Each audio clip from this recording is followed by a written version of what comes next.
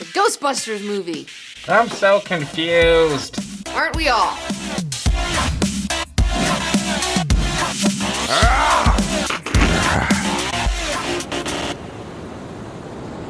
I've been living on a desert island for the last 3 months, and I came back, and what's going on with this new movie? What's all this buzz? So here we go. I'm gonna try to be the voice of reason in an insane world. Here's what went down. In the springtime, Sony released a trailer for their new Ghostbusters remake. It had a huge backlash and became the most disliked new movie trailer ever to be released on YouTube. And that's saying something. The most ever? The backlash was so bad that Sony was freaking out. They were like deleting like negative comments left and right. It was like super nuts. And that led to a lot of internet personalities, myself included, chiming in on what we thought about the new trailer, which led to just like media outlets chiming in their 2 cents on what's going on, which led to like Donald Trump chiming in on what he thinks is going on. I was even quoted in the New York Times about it. So yeah, this shit got like real crazy real fast. Human sacrifice, dogs and cats living together, mass hysteria. So what's your opinion on the whole situation then? I'm at this point, I'm against remakes and reboots because I've just seen so many bad ones. I haven't seen people making good ones, all right? Like if people wanted to make a great remake or reboot, sure, I'm in, but like that's not what they're doing, okay? What Hollywood is doing is they're being very, very lazy, okay? They're taking a movie that worked and then they're just gonna redo it now and take the same beats and da-da-da-da, and again, paint by numbers movies. It's an algorithm and there's no real heart to it. There's nobody who really cares that's involved. It's just feels like a bunch of executives who need to make money, and that's why they're making this. And they know that people know this name, and so people are, oh, Ghostbusters, I've heard of that, so they're gonna go see it, and people keep going to see it, and so they keep making movies like this, and like, that sucks. And I'm not opposed to having an all-female Ghostbusters team, you know, that could be cool. But I would like people to just like make a real movie around it. And it especially sucks when a movie that you love from the past is remade into some soulless zombie movie of today, okay? Like, it's a bummer. It's a little bit of a bummer. Not that it destroys the original at all. The old ones aren't tarnished at all for me, but it is just like, god damn it, like, make a new movie or like do something that doesn't suck. For me, movies aren't just like consumable entertainment. To me, they're art. That's what I want to see. I want to see movies that have something to teach me, that have like a director who really believes in it, or a script that's really amazing, or actors who are just like killing it in these roles. Like, I need to see people having fun doing this and just creating new stuff and pushing the boundaries of art and making me think about things and making me see the world in different ways and expanding my consciousness. That's what I use movies for. You know, it's like, it's not just about escapism. It's also about, you know, refining one's soul through the process of viewing art. And even though movies may not be considered like high art to some people, it is the art form that the most people are exposed to around the world. And I think that it's really important that we have good ones because that's like the most art that a lot of people get in their lives. So what I'm saying is that movies are important to our culture. And I'm not gonna be doing a full review on the Ghostbusters movie. You know, I saw it.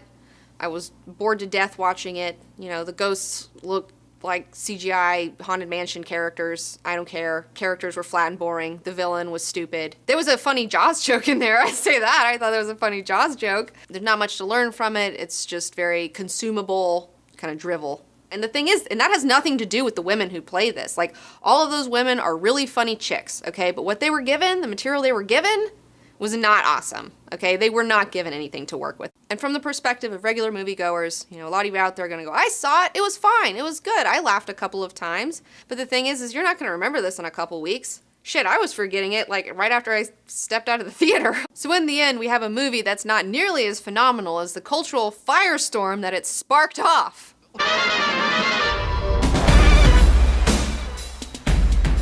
So the whole thing starts off with some executives at Sony, right? They got this IP, you know, they got Ghostbusters just sitting there on a shelf collecting dust, you know, and they need to make some money. And so, you know, Ghostbusters 3 has been in development hell. You know, they can't figure that shit out apparently, which I don't think it's that hard, but they can't seem to figure it out. So what they do is like, you know what? Instead of just continuing the franchise, let's just do a paint by numbers remake. All right? Let's just redo the whole thing, all the beats, whatever. We'll just change it up a little bit. So that's what they do. They end up dropping the trailer. The trailer gets a lot of hate. You know, it gets a lot of backlash. All these negative comments. I mean, so many negative comments, so many thumbs down.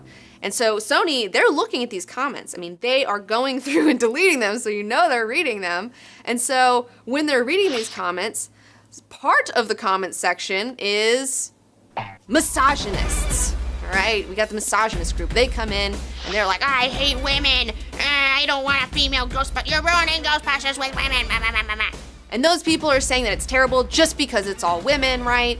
And the thing is like, if you look at a comment section on YouTube, like, you're gonna see misogynist comments, okay? The comment section on YouTube is a foul, terrible place where, like, America shows its ugly side, and the world shows its ugly side, all right? So then in response to all the misogynist comments, you have the feminists in their comments. They're coming back and they're saying, fuck you, we can't have a female Ghostbusters team, like, what's the problem with that, and they get all upset. And so Sony, seeing this happening, right, in the comment section, they're like, fuck, the people who know what's up, like, know that this is a shitty movie, okay? So we've got to silence these people. How do we silence them? We bury them. We bury them by creating a gender war and spinning this into some giant cultural touchstone of gender politics, all right? And then they feed that to the mass media, okay? So the mass media picks up this story and they start running with it, because here's the thing, all right? They just need shit. They just need clicks and watches and people turning on the TV, okay? So they're just gonna take the most simplistic, like, argument that there ever was and they're gonna push that fucking deal, okay? And that's what this is. They're like, oh, there's this new movie, this Ghostbusters movie, it's got all these women in it, and there's all these men online hating on it, and that sucks, and this is girl power, this movie is some sort of testament to female empowerment. And that's the story, okay? And then Sony's like, yes, this is about female empowerment. Yes, this isn't about us just trying to make a quick buck off of people. So then you have the mainstream public, all right? And they're receiving this message from the mass media saying, you should support this film if you support women or you're a jerk. And the mainstream public, like, they want to know what all the fuss is about. They're hearing all this stuff from the mass media. They've had a long week at the 9-to-5 job, and they haven't done all the research. They don't want to do all the research. They just want to go, oh, I've heard of this. This is a thing to talk about around the water cooler. I guess I'll go see it. So meanwhile, Sony has successfully spun this into great PR for themselves. I mean, this is like brilliant marketing, but I mean, it's like a little nefarious, but it's totally brilliant. And so now they're gonna make some money and hopefully make their money back. And then they're gonna go, we did it again! We did it again! I should have never left my tropical island for this.